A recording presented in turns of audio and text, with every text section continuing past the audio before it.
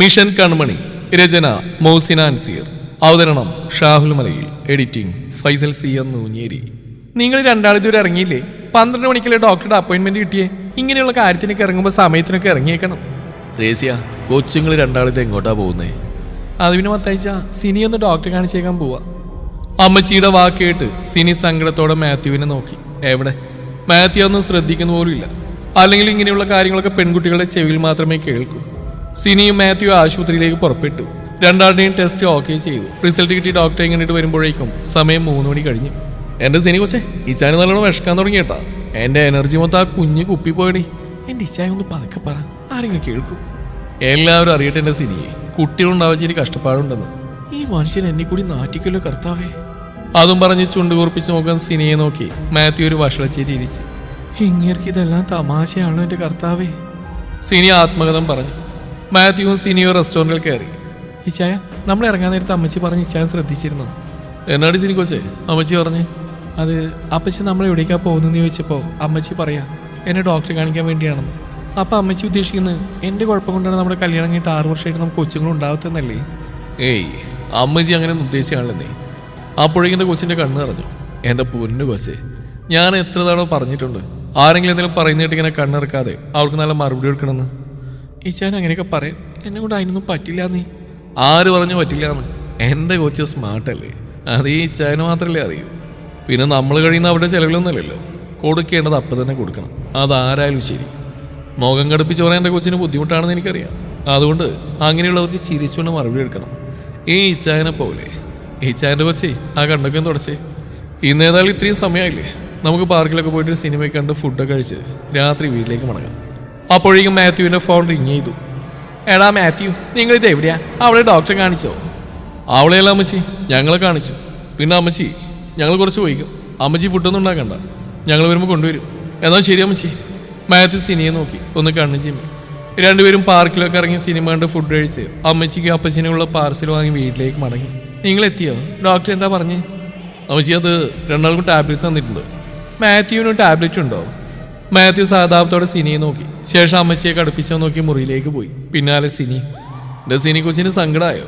അമ്മച്ചിക്ക് പ്രായമായതല്ലേ, ഇതിൻ്റെ പ്രൊസീജിയർ ഒന്നും അവർക്ക് അറിയാൻ പറ്റില്ല. നീ രണ്ടുപേരുടെയും തുല്യ പങ്കാളിത്തമുണ്ടായാലും കൊച്ചുങ്ങളുണ്ടാവുന്നൊക്കെ എനിക്ക് അമ്മച്ചിയുടെ മുഖത്തോക്കി പറയണമെന്നുണ്ടായിരുന്നു. എന്നൊക്കെ പറഞ്ഞാലും അത് നമ്മുടെ അമ്മച്ചിയായി പോയില്ലേ. അതുകൊണ്ട് എൻ്റെ കൊച്ചി തവണത്തേക്കൊന്ന് ക്ഷമിക്കുക. ഇനി വല്ലതും ഉണ്ടായി ഇച്ചായ തന്നെ കണക്കിന് കൊടുത്തോളാം. വേണ്ട ഇച്ചായ, ഞാൻ പറയാത്തന്നെ ഇച്ചാൻ എന്നെ മനസ്സിലാക്കുന്നുണ്ടല്ലോ, അത് മതി. ഈ സ്നേഹം ആവോളം കിട്ടുന്നതുകൊണ്ടല്ലേ കുട്ടികളില്ലാത്തതിന് വലിയ 6 വർഷം ഒത്തിരി കുത്തുവാക്കൾ കേട്ടിട്ടും തളരാതെ ഞാൻ മുന്നോട്ട് പോകുന്നു. മാത്യു സിനിയെ ചേർത്ത് പിടിച്ച് നെറ്റിയിൽ ചുണ്ടുകൾ അമർത്തി. പിറ്റേ ദിവസം പതിവ് പോലെ രാവിലത്തേക്കുള്ള ഭക്ഷണം പാചകം ചെയ്യുന്ന തിരക്കിലായിരുന്നു സിനി. സഹായത്തിന് അമ്മച്ചിയുമുണ്ട്. കോളിംഗ് ബെല്ലിന്റെ ശബ്ദം കേട്ട് സിനി അമ്മച്ചി ഹാളിലേക്ക് വന്ന് വാതിൽ തുറന്നു. ആരിത്?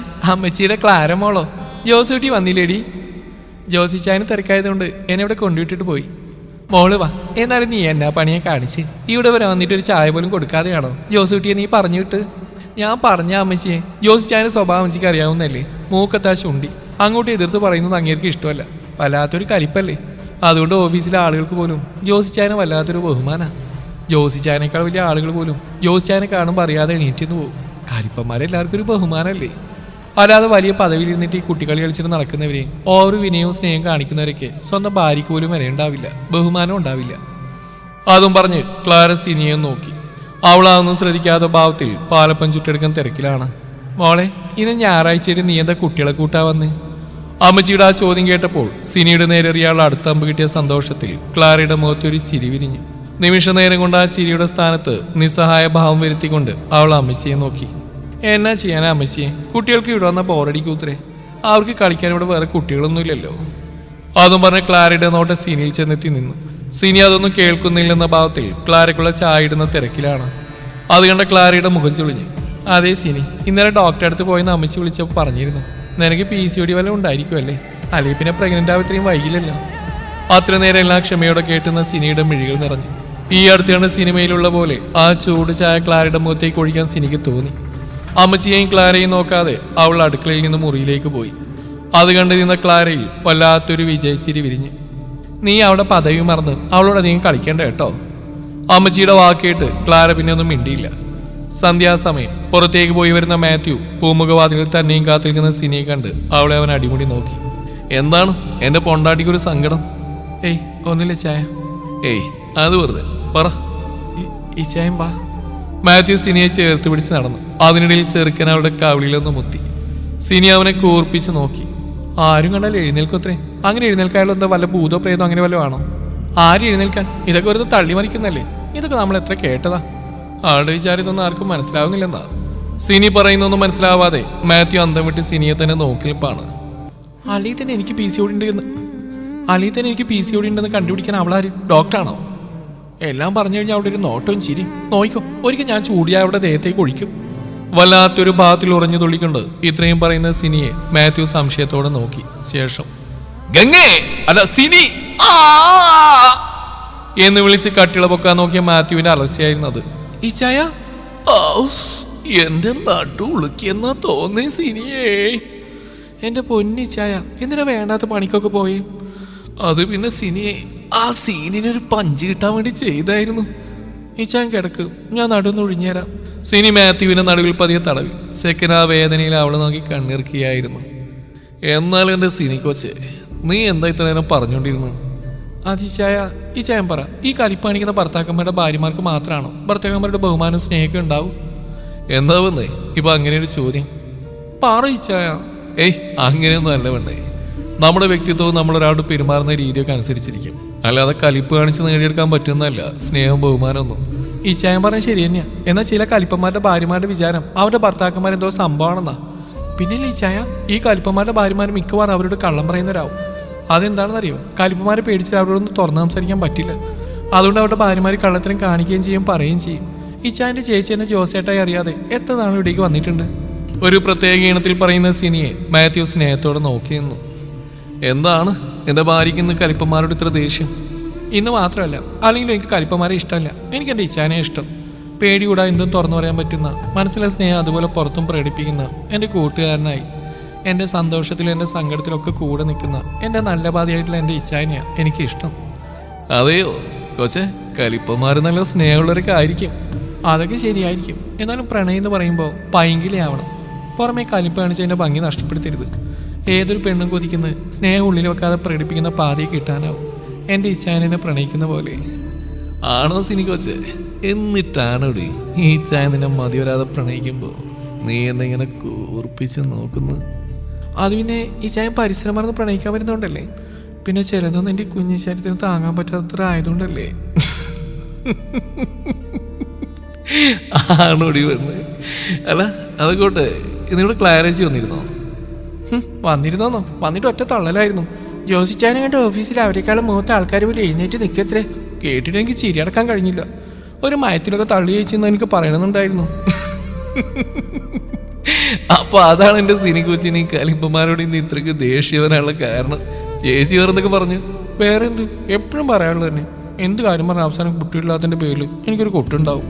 അത് പറയുമ്പോൾ സിനിയുടെ മിഴികൾ നിറഞ്ഞു. എന്റെ സിനി കൊച്ചെ, നീ ഇച്ചാൻ്റെ അടുത്തേക്ക് വന്നേ. ഇന്നത്തോടുകൂടി നമുക്ക് എല്ലാവരുടെയും പരാതികൾ മാറ്റി കൊടുക്കണം പെണ്ണേ, വാ. കുറുമ്പോടെയുള്ള മാത്യുവിന്റെ പറച്ചിലും ചേർത്ത് പിടിക്കലിലും സിനിയുടെ മുഖം റോസാപ്പൂവിനോളം ചുവന്നു തൊടുത്തു. പിറ്റേ ദിവസം ഇച്ചായൻ റെഡി. ഇന്നിപ്പോൾ അതിലും സുന്ദരനായിട്ടുണ്ടല്ലോ. അല്ലി തന്നെ ഇച്ചാനെ കാണുമ്പോൾ ആ മഞ്ജുവിന് രമിക്കൊക്കെ ഇത്തിരി കൊഞ്ചല് കൂടുതലാ. എന്തോ ആളുകൾക്ക് എന്നെ ഒത്തിരി ഇഷ്ടമാണ്. ലാലേട്ടൻ സ്റ്റൈലിൽ പറയുന്ന മാത്യുവിനെ സിനിക്ക് ഓർപ്പിച്ച് നോക്കി. എനിക്ക് മഞ്ജുവും വേണ്ട, ചിഞ്ചുവും വേണ്ട, രമ്യയും വേണ്ട. ഈ ഇച്ചായൻ എൻ്റെ സിനി കൊച്ചും മാത്രം മതി. ഇങ്ങനെ നോക്കി കൊതിപ്പിക്കാതെ എൻ്റെ പൊന്നെ. ഈ ചായൻ്റെ കൺട്രോള് പോയാലേ അറിയാലോ എൻ്റെ കൊച്ചിന്. അതുകൊണ്ട് എൻ്റെ കൊച്ച് വേഗം ഇറങ്ങാൻ നോക്ക്. ഉടുത്തിരിക്കുന്ന സാരി ഒന്ന് നേരെയാക്കി സിനി മാത്യുവിനെ നോക്കി. പോയി ചായ. മാത്യു സിനിയെ തന്നെ നെഞ്ചോടടുപ്പിച്ച് നെറ്റിയിൽ അവൻ്റെ ചുണ്ടുകൾ അമർത്തി. രണ്ടുപേരും ജോലി ചെയ്യുന്ന ഒരേ സ്ഥാപനത്തിലാണ്. ഒരു ഇലക്ട്രോണിക് ഷോപ്പിലെ സെയിൽസിലാണ് അവരുടെ ജോലി. മേഡം, ഈ പ്രൊഡക്റ്റ് കൺഫേം അല്ലേ? അതെ, ഇതൊക്കെയാണ്. ബാക്കി പ്രൊസീജിയറൊക്കെ ആ കാണുന്ന കൗണ്ടറിൽ നിന്ന് പറഞ്ഞിരും കേട്ടോ. ഓളുടെ പേരെന്താ? സുഹാസിനി. എനിക്ക് കുട്ടിയെ നന്നായിട്ട് ഇഷ്ടമായി. എൻ്റെ മകനെ കുട്ടി നന്നായി ചേരും. മാഡം ഇതെന്തൊക്കെയാ പറയുന്നത്? ഞാൻ മാരീഡാ. അവരുടെ സംസാരം കേട്ടുകൊണ്ടാണ് സിനിയുടെ കൊളീഗ് സുഹറ അവിടേക്ക് വന്ന്. ഈ പ്രൊഡക്റ്റിന്റെ ഓണർ അതാ ആ നിൽക്കുന്ന. വേറെ കസ്റ്റമറോട് കത്തിയടിക്കുന്ന മാത്യുവിനെ ചൂണ്ടിയാണ് സുഹറ അത് പറഞ്ഞ്. സോറി മോളെ, ഞാൻ അറിയാതെ. മോൾക്ക് എത്ര കുട്ടികളാ? ആ ചോദ്യത്തിൽ ആദ്യം സിനിയുടെ മുഖമൊന്ന് മങ്ങിയെങ്കിലും പിന്നീട് കുട്ടികളായിട്ടില്ലെന്ന് മറുപടി നൽകി. സൂറ, ഇതാണ് പ്രശ്നം. ഏത് ചോദ്യത്തിൽ തുടങ്ങിയാലും അവസാനിക്കുന്ന ഈ ഒരു ചോദ്യത്തിലാകും. സത്യം പറയാലോ, കേട്ട് കേട്ട് മടുത്തു. നിന്റെ വിഷമം എനിക്ക് മനസ്സിലാവും സുഹാസിനി. ചിലരെന്തെങ്കിലും ചോദിക്കേണ്ട എന്തെങ്കിലും ചോദിക്കുന്നതാവും. എന്നാൽ മറ്റു ചിലർ മനഃപൂർവ്വം വേദനിപ്പിക്കാൻ വേണ്ടി ചോദിക്കുകയും പറയുകയും ചെയ്യും. നീ എൻ്റെ കാര്യം തന്നെ നോക്ക്. കല്യാണം കഴിഞ്ഞ് ആ മാസം തന്നെ ഗർഭിണിയായതാണ് ഞാൻ. അതുകൊണ്ട് നാട്ടുകാരും വീട്ടുകാരനോട് പറഞ്ഞ് ഞങ്ങൾക്ക് ചോദിക്കാനുള്ള ഒരു ഗ്യാപ്പ് പോലും നീ തന്നില്ലല്ലോ. നീ അതിനു മുമ്പേ പണി പറ്റിച്ചല്ലോ എന്നാണ്. ആദ്യം അത് കേൾക്കുമ്പോൾ എനിക്ക് നാണവും ചിരിക്കുകയായിരുന്നു. പിന്നെ എനിക്കത് കേൾക്കുമ്പോൾ ദേഷ്യം വരും. മനുഷ്യരെന്താ ഇങ്ങനെ സൂറ? മറ്റുള്ളവരുടെ ഫീലിങ്സ് മനസ്സിലാക്കാൻ സംസാരിക്കുന്നത്. അവർ പറഞ്ഞിട്ട് പോകുന്ന ഓരോ വാക്കുകൾ കാരണം എത്ര രാത്രികൾ ഞാൻ ഉറങ്ങാതെ കരഞ്ഞിട്ടുണ്ടെന്നറിയോ? സിനിയുടെ മിഴികൾ നിറഞ്ഞു. അത് കണ്ടുകൊണ്ടാണ് മാത്യു അവരുടെ അടുത്തേക്ക് വന്നത്. എന്താണ് ഇവിടെ ഒരു ചർച്ച? പിന്നെടാ, ആ കാണുന്ന മേടവിയുടെ മകന് വേണ്ടിയിട്ട് കല്യാണം ആലോചിച്ചു. അതിനെതിനെ എൻ്റെ സിനി കൊച്ചി കരയുന്നു. ഇനി ആനന്ദ കണ്ണീർ വല്ലതും ആണോ? കളിയായി പറയുന്ന മാത്യുവിനെ സിനി ദേഷ്യത്തോടെ നോക്കി. നിങ്ങൾ സംസാരിക്കുക, ഞാൻ ആ കസ്റ്റമറെ ഡീൽ ചെയ്യട്ടെ എന്നും പറഞ്ഞ് സൂറ മുന്നോട്ട് നടന്നു. ഈ ചായൻ്റെ കൊച്ചിന് ഇത് എന്നാ പറ്റിയേ? ഇന്നും വിഷയം ഇതാണോ? കൈകൊണ്ട് വയറ് വീർക്കുന്ന പോലെ ആക്ഷൻ കാണിച്ചുകൊണ്ടായിരുന്നു മാത്യുവിൻ്റെ ചോദ്യം. സിനി അതേന്ന് തലകുലുക്കി. ഇങ്ങനെയാണെങ്കിൽ എൻ്റെ പൊന്നു വച്ചേ, നമ്മളിന്ന് ആഫ്റ്റർ ലീവ് എടുക്കേണ്ടി വരുമല്ലോ. എന്തിന്? ഇവരുടെയൊക്കെ പരാതി നമ്മൾക്ക് മാറ്റി കൊടുക്കണ്ടേ? ഈ ചാനൽ നാണമില്ല. ഞാൻ എന്തിനാണ് നാണിക്കുന്നത്? ഞാൻ പറഞ്ഞ എൻ്റെ ഭാര്യയോടല്ലേ. സിനിയുടെ താടിത്തുമ്പ് പിടിച്ച് കൊഞ്ചിക്കൊണ്ട് മാത്യു പറഞ്ഞു. ഇങ്ങനെ വായിച്ചാ മിക്കവാറും നമ്മൾ വീട്ടിൽ തന്നെ ഇരിക്കേണ്ടി വരും. അതെന്താ? മാനേജർ നമ്മൾ തന്നെ ശ്രദ്ധിക്കുന്നുണ്ട്. ജോലി പോകാനുള്ള സാധ്യതയും കാണുന്നുണ്ട്. ഇങ്ങനെ കൊണ്ട് തോറ്റല്ലോ. സ്വന്തം ഭാര്യയൊന്നും സ്നേഹിക്കാനും സമ്മതിക്കില്ലല്ലോ. അതും പറഞ്ഞ് മാത്യു കസ്റ്റമറുടെ അടുത്തേക്ക് നടന്നു നീങ്ങി. കസ്റ്റമറെ ഡീൽ ചെയ്യുന്നതിൻ്റെ ഇടയിൽ മാത്യു സിനിയൊന്ന് പാളി നോക്കി. പുഞ്ചിരി തൂവി നിൽക്കുന്ന സിനിയെ നോക്കി അവൻ കണ്ണിറുക്കി കാണിച്ചു. സിനിയുടെ മുഖത്ത് നാണം വിരിഞ്ഞു. മാത്യുവിന്റെ ഓർമ്മകൾ ആദ്യമായി അവളെ പെണ്ണ് കാണാൻ പോയ ദിവസത്തിലേക്ക് എത്തി.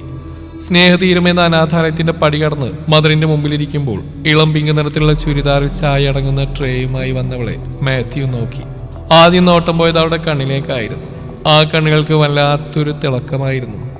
അവളുടെ കഴുത്തിൽ കിടക്കുന്ന ആ കുഞ്ഞു സ്വർണ്ണ കുരിശുമാലയേക്കാൾ തിളക്കം അവളുടെ ആ മിഴികൾക്കായിരുന്നു. പെണ്ണ് കാണാൻ വേണ്ടി ഒരുപാട് സ്ഥലത്ത് പോയിട്ടുണ്ട്. ചിലതൊക്കെ എന്തൊക്കെയോ കാരണങ്ങൾ കൊണ്ട് മുടങ്ങി. മറ്റു ചിലർക്ക് അവന്റെ ജോലിയായിരുന്നു പ്രശ്നം. അവന്റെ ജോലിയെക്കുറിച്ച് കേൾക്കുമ്പോൾ എന്തോ വല്ലാത്തൊരു പേടിയോടെയാണ് ചില പെൺകുട്ടികൾ നോക്കിയത്. അതേ ജോലിയുള്ള സിനി തന്നെ തന്റെ മണവാട്ടിയാവുമെന്ന് മാത്യു ഒരിക്കലും ചിന്തിച്ചിരുന്നില്ല. വളരെ കുഞ്ഞായിരിക്കുമ്പോൾ ആ അനാഥാലയത്തിന്റെ മുമ്പിൽ ആരോ ഉപേക്ഷിച്ചതാണ് സിനിയെ. പിന്നീട് അവൾ വളർന്നതും പഠിച്ചതുമെല്ലാം അവരുടെ സഹായത്തിലാണ്. പഠനത്തിലും സ്പോർട്സിലുമെല്ലാം സിനി മിടുക്കിയായിരുന്നു. അവളെ പറ്റി ഓരോ വാക്കുകളും മദർ അത്രമേൽ അഭിമാനത്തോടെയായിരുന്നു പറഞ്ഞത്. ദാളിയ, അവന്റെ കൂട്ടുകാരൻ സനീഷിന്റെ വിളിയിൽ മാത്യുവിന്റെ ചിന്തകൾ പാതിയിൽ മുറിഞ്ഞു. നീ ഇത് ഏത് ലോകത്താടാ? നിന്നെ മാനേജർ വിളിക്കുന്നുണ്ട്. എന്താടാ കാര്യം? ബെസ്റ്റ് മാനേജർ വിളിക്കുന്നതിന്റെ കാരണം എടുത്ത് ചെറിയ സെയിൽസ് സ്റ്റാഫാ. ഞാനെങ്ങനെ അറിയാനാടാ? കോപ്പ് അങ്ങേർക്ക് ഇടയ്ക്കിടയ്ക്ക് എന്നെ കണ്ടുകൊണ്ടിരിക്കണം. എന്തായാലും നീ ഒന്ന് ചെന്ന് നോക്ക്. സർ, തന്നോട് ഒരുപാട് തവണ ഞാൻ പറഞ്ഞിട്ടുള്ള ഭാര്യയെ കുഞ്ചിക്കാനാണെങ്കിൽ അത് നിങ്ങളുടെ വീട്ടിൽ നിന്ന് മതിയെന്ന്. ഗോവിന്ദ് സാർ വളരെ മാന്യമായിട്ട് കൊണ്ടുവന്ന സ്ഥാപനമാണിത്. അദ്ദേഹത്തിന്റെ 10ഓളം സ്ഥാപനത്തിൽ ഒരു ചെറിയ സ്ഥാപനമാണിത്. എന്ന് എഴുതി തന്നെ പോലുള്ളവർക്ക് റൊമാൻസ് കാണിക്കാൻ വേണ്ടിയല്ല അദ്ദേഹം കഷ്ടപ്പെട്ട് ഈ സ്ഥാപനം ഉണ്ടാക്കിയത്. മാത്യുവിൽ പുച്ഛം നിറഞ്ഞു. അതിലുപരി അവന്റെ ഉള്ളിൽ കത്തുന്ന ദേഷ്യം മുന്നിട്ട് നിന്നു. ജോൺസൺ, ഇത് അവസാനത്തെ വാണിംഗ് ആണ്. ഇനി ഇത് ആവർത്തിച്ച് എനിക്ക് നടപടിയെടുക്കേണ്ടി വരും. അതീവ ദേഷ്യത്തോടെ തന്നെ മാത്യു മാനേജറുടെ മുറിവിട്ട് പുറത്തേക്ക് പോയി. അവന്റെ കണ്ണിൽ കത്തുന്ന ദേഷ്യമായിരുന്നു. ആവരാതിയുടെ പുറത്ത് തന്നെ കാത്തിരിക്കുന്ന സിനിയെ നോക്കി ഒന്നുമില്ലെന്ന അർത്ഥത്തിൽ മാറ്റി കണ്ണി ചിമ്മി. പിറ്റേ ദിവസം സിനിയോട് എന്തോ തമാശ പറഞ്ഞിരിക്കുന്ന മാത്യുവിനെ കണ്ടാണ് മാനേജർ കടയിലേക്ക് കയറിയത്.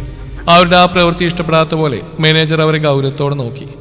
കുറച്ച് സമയത്തിന് ശേഷം രണ്ടുപേരുടെ ഇനി ജോലി തുടരാൻ കഴിയുമെന്ന് തീർത്തു പറഞ്ഞു. അത് കേട്ട് അവർ വീട്ടിലേക്ക് മടങ്ങി. സമയം രാത്രി 8 മണി. മാത്യുവിന്റെ നെഞ്ചിൽ തലവെച്ച് കിടക്കുകയാണ് സിനി. ഈശായ, ഇനി നമ്മൾ എന്താ ചെയ്യാ? നീ പേടിക്കണ്ട വച്ചേ, എല്ലാം നമ്മൾ വിചാരിച്ച പോലെ തന്നെ നടക്കും. ആ സമയത്താണ് മാത്യുവിന്റെ ഫോൺ റിങ് ചെയ്ത്. അവൻ കോൾ എടുത്തു. ഫോണിലൂടെ കേൾക്കുന്ന കാര്യം കേട്ടപ്പോൾ മാത്യുവിന്റെ ചുണ്ടിലൊരു വിജയപുഞ്ചിരി വിരിഞ്ഞു. സിനി എന്താണ് കാര്യമെന്ന് ആംഗ്യം കാണിച്ച് ചോദിക്കുന്നുണ്ട്. അത് കണ്ട് മാത്യു ഫോൺ സ്പീക്കറിലിട്ടു. ഹലോ സർ, ഞാൻ പറയുന്നത് നിങ്ങൾ കേൾക്കുന്നില്ലേ? കേൾക്കുന്നുണ്ട്. കൺമണി എന്ന ഞങ്ങളുടെ അനാഥാലയത്തിന്റെ ഭാരവാഹികളിൽ ചിലര് കല്യാണം കഴിഞ്ഞ് വർഷങ്ങളായിട്ട് കുട്ടികളില്ലാത്തവരുടെ സെൻസസ് എടുത്തു. അവരുടെ സ്വപ്നം നിറവേറ്റാൻ ഒരു പദ്ധതി മുന്നോട്ട് കൊണ്ടുവന്നിട്ടുണ്ട്. ഇവിടെ ഉപേക്ഷിക്കുന്ന കുഞ്ഞുങ്ങളെ കുട്ടികളില്ലാതെ വിഷമിക്കാൻ നിങ്ങളെപ്പോലെ അർഹതപ്പെട്ടവരുടെ കയ്യിൽ ഏൽപ്പിക്കുക. അതിനുവേണ്ടി ചെറിയൊരു തുക മാത്രം നിങ്ങൾ മുടക്കിയാൽ മതി. ചെറിയ തുക എന്ന് പറയുമ്പോൾ എത്രയാണ് നിങ്ങൾ ഉദ്ദേശിക്കുന്നത്? വെറും 2 ലക്ഷം രൂപ മാത്രം സർ. 2 ലക്ഷം രൂപയോ? അതെ സർ. IVF പോലുള്ള ട്രീറ്റ്മെന്റിന് മിനിമം 3 ലക്ഷത്തിൽ കൂടുതൽ കൊടുക്കേണ്ടി വരും. അതുമാത്രമല്ല, അതിലൂടെ കുട്ടിയെ കിട്ടുന്നവർക്ക് ഉറപ്പു പറയാനും പറ്റില്ല. അങ്ങനെ നോക്കുമ്പോൾ ഇവിടെ കൊടുക്കുന്ന 2 ലക്ഷം ഒരിക്കലും നിങ്ങൾക്ക് നഷ്ടാവില്ല. നിങ്ങൾക്ക് കുട്ടിയും കിട്ടും. അതുപോലെ നിങ്ങൾ മുടക്കുന്ന തുക ഇവിടെ ബാക്കിയുള്ള അനാഥ കുട്ടികളുടെ ഭക്ഷണത്തിനും പഠിപ്പിനൊക്കെയാണ് ചെലവഴിക്കുക. അതിന് ഗുണം നിങ്ങൾക്കും നിങ്ങൾ ദത്തെടുക്കുന്ന നിങ്ങളുടെ കുട്ടിക്കും ദൈവം തരും. സാറിന് ഓക്കെ ആണെങ്കിൽ നാളെ തന്നെ കൺമണി എന്ന ഞങ്ങളുടെ അനാഥാലയത്തിലേക്ക് വരാം. ലൊക്കേഷൻ ഞാൻ വാട്സാപ്പിൽ അയച്ചു തരാം. ഓക്കെ, ഞാൻ വൈഫിനോട് കൂടി ആലോചിച്ചിട്ട് നാളെ അങ്ങോട്ട് വരാം. Okay sir, thank you so much. Phone cut ചെയ്ത് വിജയ് മാത്യു സിനിയുടെ മുഖത്തേക്ക് നോക്കി. അവർ വിചാരിച്ച പോലെ തന്നെ കാര്യങ്ങൾ നടന്ന സന്തോഷത്തിൽ സിനിയുടെയും ചുണ്ടിൽ നിറഞ്ഞ ചിരിയായിരുന്നു. ശേഷം മാത്യു ഫോൺ എടുത്ത് ഒരു നമ്പർ ഡയൽ ചെയ്ത് അതിലേക്ക് വിളിച്ചു. സർ, ഞങ്ങൾ വിചാരിച്ച പോലെ തന്നെ അവർ ഞങ്ങൾ വിളിച്ചിട്ടുണ്ട്. അവിടേക്കുള്ള ലൊക്കേഷൻ വാട്സാപ്പ് ചെയ്തിട്ടുണ്ട്. ഞങ്ങൾ നാളെ തന്നെ അവിടേക്ക് പോകും. സൂക്ഷിക്കണം, അയാൾ നമ്മൾ വിചാരിക്കുന്ന പോലെ നിസ്സാരക്കാരനല്ല. അയാൾക്ക് നേരെയുള്ള ഓരോ നീക്കവും അത്രയും സൂക്ഷ്മതയോടുകൂടി വേണം. ഓക്കെ സർ, നാളത്തോടു കൂടി അയാളുടെ അടിവേരെടുക്കാനുള്ള കാര്യം ഞങ്ങൾ ചെയ്തിരിക്കും.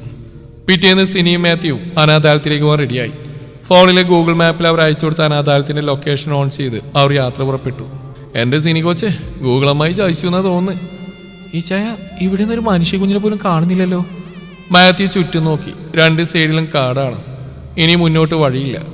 മാത്യു വന്ന വഴിയിലേക്ക് വണ്ടി തിരിക്കാൻ നോക്കുമ്പോഴാണ് ഒരു കാർ അവിടേക്ക് വരുന്ന കണ്ടത്. സിനിയേ, നമ്മളെ മാത്രമല്ല ഗൂഗിൾ അമ്മായി അവരെയും പറ്റിച്ചു തോന്നുന്നു. അത് കേട്ട് സിനി തിരിഞ്ഞു നോക്കി. അപ്പോഴേയും കാറിൽ നിന്ന് 2 പേർ ഇറങ്ങി വന്ന് അവരുടെ മുമ്പിലായി നിന്നു. പെട്ടെന്ന് അവരൊരാൾ കരുതിയ പെപ്പർ സ്പ്രേ മാത്യുവിന്റെ മുഖത്തായി അടിച്ചു. ആ സമയത്ത് മറ്റേയാൾ സിനിയുടെ കയ്യിൽ കയറി പിടിച്ചു. സിനി കുതിരി മാറി കാലുയർത്തിയാളെ ചവിട്ടി വീഴ്ത്തി. അതുകൊണ്ട് മറ്റേയാൾ പെപ്പർ സ്പ്രേ അവരുടെ മുഖത്തടിച്ചു. മാത്യു അവരെ തടയാൻ ശ്രമിക്കുന്നുണ്ടെങ്കിൽ അവനത് കഴിഞ്ഞില്ല. സിനി അവർ കാറിലേക്ക് അയറ്റുന്നത് മങ്ങിയ കണ്ണുകൾ കൊണ്ട് മാത്യു കണ്ടു. അവരുടെ പുറകെ ഓടാൻ ശ്രമിച്ചു. പക്ഷെ എന്തിലോ കാൽ തട്ടിയവ നിലത്തേക്ക് വീണു. സിനി! അവൻ ഉറക്കെ നിലവിളിച്ചു. അല്പസമയത്തിന് ശേഷം കണ്ണിലെ നീറ്റൽ കുറഞ്ഞു. മാത്യു വണ്ടിയിൽ നിന്ന് വെള്ളത്തിന്റെ ബോട്ടിലെടുത്ത് മുഖം കഴുകി. ശേഷം തലയിൽ കൈവച്ച് ചിന്തിക്കാൻ തുടങ്ങി. അയാളെപ്പോലെ ദുഷ്ടനെ കൊടുക്കാൻ ഞങ്ങൾ പോകുന്നതിന് മുമ്പ് അയാൾ ഞങ്ങളെ ട്രാപ്പ് ചെയ്തല്ലോ കർത്താവേ. എന്റെ സിനി. മാത്യുവിന്റെ കണ്ണുകൾ നിറഞ്ഞൊഴുകി. ആരുടെയും സഹായമില്ലാതെ അവർ അങ്ങോട്ടേക്ക് പുറപ്പെട്ട നിമിഷത്തെ സ്വയം പഴിച്ചു. Sir, Mathew sir. പോലീസ് യൂണിഫോമിൽ 2 കൈമുട്ടി മേശയിൽ കുത്തി 2 കൈകൾ കൊണ്ട് മുഖം പുത്തിരിക്കുന്ന മാത്യുവിനെ നോക്കി SI വിളിച്ചു. കലങ്ങിയ കണ്ണുകളാലെ മാത്യു കൈകൾ പിൻവലിച്ച് തലയുയർത്തി നോക്കി. സർ, മാഡത്തിനെ കുറിച്ച് വിവരം കിട്ടിയിട്ടുണ്ട്. നമ്മൾ വിചാരിച്ച പോലെ തന്നെ ഗോവിന്ദന്റെ ആളുകൾ തന്നെയാണ് മാഡത്തിനെ തട്ടിക്കൊണ്ടുപോയത്. കുറച്ചകലെയുള്ള CCTVയിൽ സാറ് പറഞ്ഞ പോലെ ഒരു കാർ പോകുന്ന കണ്ടിട്ടുണ്ട്. അതിന് നമ്പർ കിട്ടിയപ്പോഴാണ് നമ്മുടെ മിഷൻ കമ്പനിയിലെ ഒരു കൊലപാതകത്തിന് യൂസ് ചെയ്ത അതേ നമ്പർ പ്ലേറ്റുള്ള കാറാണെന്ന് മനസ്സിലായത്. ദേഷ്യം കൊണ്ട് മാത്യുവിന്റെ ഞരമ്പുകൾ വലിഞ്ഞു മുറുകി. അവൻ ശക്തിയിൽ ടേബിൾ ഇടിച്ചു. ഇനി ഒരാളെയും കൊല്ലാൻ തന്നെ ഞാൻ ബാക്കി വെക്കില്ല മിസ്റ്റർ ഗോവിന്ദ്. മാത്യുവിന്റെ അലർച്ച പോലീസ് സ്റ്റേഷനിൽ മുഴങ്ങി കേട്ടു. മാത്യു പോലീസ് വാഹനത്തിൽ പുറപ്പെട്ടു. സിനിയുടെ നിഷ്കളങ്കമായ മുഖം അവന്റെ മുമ്പിൽ കണ്ടു. ഒരു പോലീസ് ഉദ്യോഗസ്ഥയാണെങ്കിലും അവൾ തനിക്കൊരു പാവം പൂച്ചക്കുട്ടിയാണ്. ഞാനായിട്ട് ഇന്ന് ഒരാൾ നുള്ളി നോവിച്ചിട്ട് പോലുമില്ല. എന്നാലും എൻ്റെ അശ്രദ്ധ കാരണം എൻ്റെ കൺമുമ്പിൽ വെച്ച് എൻ്റെ കൊച്ചിനെ ആർക്കോ ചേർന്ന് പിടിച്ചു പോകുന്നൊരു നിസ്സായനെ പോലെ നോക്കിക്കേണ്ടി വന്നല്ലോ എൻ്റെ കർത്താവേ. ആ ദുഷ്ടനെ ഇല്ലാതാക്കാൻ പുറപ്പെടുമ്പോൾ അവളെ കൂടെ കൂട്ടണ്ടായിരുന്നു. ഞങ്ങളുടെ ആ മിഷനിൽ പാവം എൻ്റെ കൊച്ചിനെ ഉൾപ്പെടുത്തണ്ടായിരുന്നു. കർത്താവേ, എൻ്റെ കൊച്ചിനൊരു ആപത്തും കൂടാതെ രക്ഷിക്കാൻ നീ എനിക്ക് കൂട്ടായി ഉണ്ടാവണേ എന്നുറക്കെ പറഞ്ഞ് മാത്യു വേഗത്തിൽ വണ്ടി മുന്നോട്ടെടുത്തു. ഗോവിന്ദനെ കുറിച്ച് ചിന്തിച്ചപ്പോൾ അവന്റെ ഓർമ്മകൾ പുറകോട്ട് സഞ്ചരിച്ചു. അടുത്തടുത്തായി സംഭവിച്ച 4 ആക്സിഡന്റ് കേസിലെ ഫയലുകൾ മറിച്ചു നോക്കിയായിരുന്നു മാത്യു. 4ലും എന്തോ ഒരു കണക്ഷനുള്ള പോലെ തോന്നി അവന്. അങ്ങനെ നടത്തിയ അന്വേഷണത്തിൽ നിന്നാണ് അവൻ ഞെട്ടിക്കുന്ന ആ സത്യം കണ്ടെത്തിയത്. ആ 4 ആക്സിഡന്റ് നടന്ന കാറിലുണ്ടായിരുന്നത് ഭാര്യയും ഭർത്താവും ഒരു കുഞ്ഞുമാണ്. ആ 4 കുഞ്ഞുങ്ങളും ആ 8 ദമ്പതിമാരുടെ സ്വന്തം കുഞ്ഞുങ്ങളായിരുന്നില്ല. അവർ കൺമണി എന്ന അനാഥാലയത്തിൽ നിന്ന് അത്തെടുത്ത കുഞ്ഞുങ്ങളായിരുന്നു. നീണ്ട അന്വേഷണത്തിൽ നിന്നാണ് മറ്റൊരു സത്യം കൂടി കണ്ടുപിടിച്ചത്. പോസ്റ്റ്മോർട്ടത്തിൽ ആ 4 കുഞ്ഞുങ്ങളുടെയും മരണസമയം അവരുടെ വളർത്തുമാതാപിതാക്കളിൽ നിന്ന് ഒരുപാട് സമയവ്യത്യാസമുണ്ടെന്ന്. അപ്പോഴാണ് അന്വേഷണം കുറച്ചുകൂടി പുരോഗമിച്ച് അതിൽ നിന്നുമാണ് സത്യം മറന്നീക്കി പുറത്തു വന്നത്. വർഷങ്ങളായി കുട്ടികളില്ലാത്തവരെ കണ്ടുപിടിച്ച് കൺമണി എന്ന അനാഥാലയത്തിലെ അധികൃതർ അവരിൽ നിന്ന് 2 ലക്ഷം രൂപ വാങ്ങി അവർക്ക് കുട്ടിയെ നൽകും. പിന്നീട് ആ കപ്പിൾസ് ഇവിടെ നിരീക്ഷണത്തിലായിരിക്കും. കുട്ടിയുമായി അവർ യാത്ര ചെയ്യുമ്പോൾ 2 പേർ വണ്ടി തടഞ്ഞു നിർത്തി അവരുടെ മുഖത്ത് പെപ്പർ സ്പ്രേ അടിക്കുകയും ശേഷം കുട്ടിയെ കൈക്കലാക്കി മറ്റൊരു വാഹനത്തിൽ കയറുകയും ചെയ്യും. കുറച്ച് സമയം അതേ വാഹനത്തിലിരിക്കുകയും കപ്പിൾസ് അവരെ പിന്തുടരാൻ പോകുന്നതെന്ന് തോന്നുമ്പോൾ വണ്ടി മുന്നോട്ടെടുക്കും. ആ സമയത്ത് വേറൊരു ലോറി അല്ലെങ്കിൽ കാർ ഏർപ്പാട് ചെയ്ത് ഒരു ആക്സിഡന്റ് ക്രിയേറ്റ് ചെയ്യും. കപ്പിൾസ് മരിച്ചെന്ന് ഉറപ്പുവരുത്തുകയും ഒരു കുഞ്ഞിന്റെ ഡെഡ് ബോഡി അവിടെ അരികിൽ വെച്ച് അവർ കടന്നു കളയും. അവർ കൈക്കലാക്കി അതേ കുഞ്ഞിനെ വെച്ച് വീണ്ടും ഇത് റിപ്പീറ്റ് ചെയ്യും. എന്നാൽ ഇനിയും തെളിവുകൾ ആവശ്യമായതിനാൽ പിന്നീട് അന്വേഷണം കൺമണി എന്ന അനാഥാലയത്തിലേക്കും അതിന്റെ അധിപൻ ഗോവിന്ദിലേക്കും പോയി. പക്ഷേ നേരിട്ടൊരു അന്വേഷണം സാധ്യമില്ലാത്തതുകൊണ്ട് മിഷൻ കൺമണി എന്ന പേരിൽ ഒരു ഒളിപ്പോരാട്ടം പ്ലാൻ ചെയ്തു. അതിനുവേണ്ടി 4 ഉദ്യോഗസ്ഥരെ നിയമിച്ചു. അതിൽ 2 പേരായിരുന്നു മാത്യുവും സിനിയും. ഇതിന്റെ ഭാഗമായിട്ടാണ് ഗോവിന്ദിന്റെ ഇലക്ട്രോണിക് ഷോപ്പിൽ നിന്ന് അവർ സെയിൽസ് സ്റ്റാഫ് എന്ന വ്യാജേന ജോലിക്ക് നിന്ന്. മറ്റു 2 പേർ ഗോവിന്ദിന്റെ മറ്റൊരു ഷോപ്പിലും. സിനി കണ്ണുകൾ തുറന്ന് ചുറ്റും നോക്കി. ചുറ്റും ചെറിയ വെളിച്ചം മാത്രം. പെപ്പർ സ്പ്രേയുടെ എരിവ് മാറിയപ്പോൾ വീണ്ടും അവരിൽ നിന്ന് കുതിരാൻ ശ്രമിച്ചപ്പോൾ ക്ലോറോഫോം ഉപയോഗിച്ച് മയക്കിയതാണ് അവളെ. അവളുടെ കൈകൾ രണ്ടും പുറകിലേക്ക് കെട്ടിവെച്ചിട്ടുണ്ട്. അവളുടെ കണ്ണുകൾ അടഞ്ഞെടുക്കുന്ന വാതിൽക്കിലേക്ക് പോയി. കർത്താവേ, ഞാനിത് എവിടെയാ? എന്റെ ചായൻ. സിനിയുടെ ചുണ്ടുകൾ മന്ത്രിച്ചപ്പോഴാണ് അടഞ്ഞുകിടന്ന വാതിൽ തുറന്നുകൊണ്ട് ഒരാൾ അവിടേക്ക് വരുന്നത് കണ്ടത്. അയാളുടെ ചുറ്റും കുണ്ടുകളെന്ന് തോന്നിപ്പിക്കുന്ന 5 പേരുമുണ്ട്. അവർ അടുത്തേക്ക് വന്നപ്പോഴാണ് സിനി അയാളെ ശ്രദ്ധിച്ചത്. അവരുടെ മുഖത്ത് ദേഷ്യവും പുച്ഛവും ഒരുപോലെ നിറഞ്ഞു. ഗോവിന്ദ്, എന്താണ് IPS ഓഫീസർ സിനി മാത്യു, സുഖമല്ലേ? സീനിയർ ഞെട്ടിലോടെ ഗോവിന്ദിനെ നോക്കി. നിങ്ങൾ രണ്ടാളും എന്ത് കരുതി? എന്നെ പൊട്ടനാക്കി കള്ളത്തരം പറഞ്ഞ എൻ്റെ സ്ഥാപനത്തിൽ ജോലി എന്നാണ്. എല്ലാം അറിഞ്ഞിട്ട് തന്നെയാ നിങ്ങൾക്ക് ഞാൻ അവിടെ ജോലി എന്ന്. അന്ന് മുതൽ ഇതുപോലെ ദിവസം ഞാൻ സ്വപ്നം കണ്ടതാ. നീ ഞാൻ വിചാരിച്ചതിനേക്കാളും സുന്ദരിയാണല്ലോടി.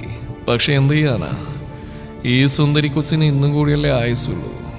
താൻ ഇവിടെ കിടന്ന ഡയലോഗ് പറയാതെ ധൈര്യം നീ കെട്ടെന്ന് അയച്ചു നോക്കടാ.